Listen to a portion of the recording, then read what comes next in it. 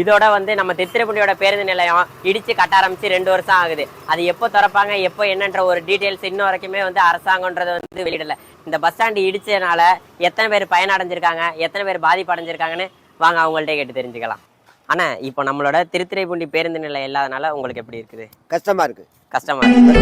ரொம்ப கஷ்டம் bro. Bus ஸ்டாண்ட்லேயும் அங்கேருந்து இங்கே இறங்கி வராங்க, இங்கேருந்து அங்கே போகிறாங்க. ரொம்ப கஷ்டமாக இருக்குது. ஓகே. பூண்டி பேருந்து நிலையம் இல்லாதனால உங்களுக்கு எப்படின்னா இருக்கு?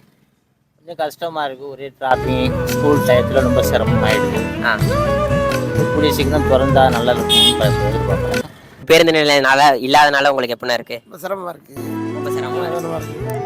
திருத்துறைப்பூண்டி பேருந்து நிலையம் இல்லாதனால உங்களுக்கு எப்படின்னா இருக்கு? சிரமமாக தான் இருக்குது. ரொம்ப சிரமமா இருக்கு. ஒரே ஸ்டேஜில் போயிடும், எல்லா பஸ்ஸும் நிற்கும்.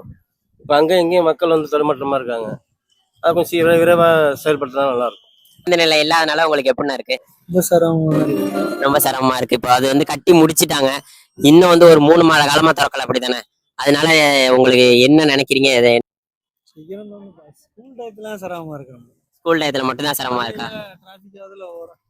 ஸ்கூல் டயத்தில் அதிகமான அடிபட்டு அரைஞ்சி இறந்து போடுற மாதிரி தான், ரொம்ப ஆக்சிடென்ட் ஆகிற மாதிரி தான் இருக்கு.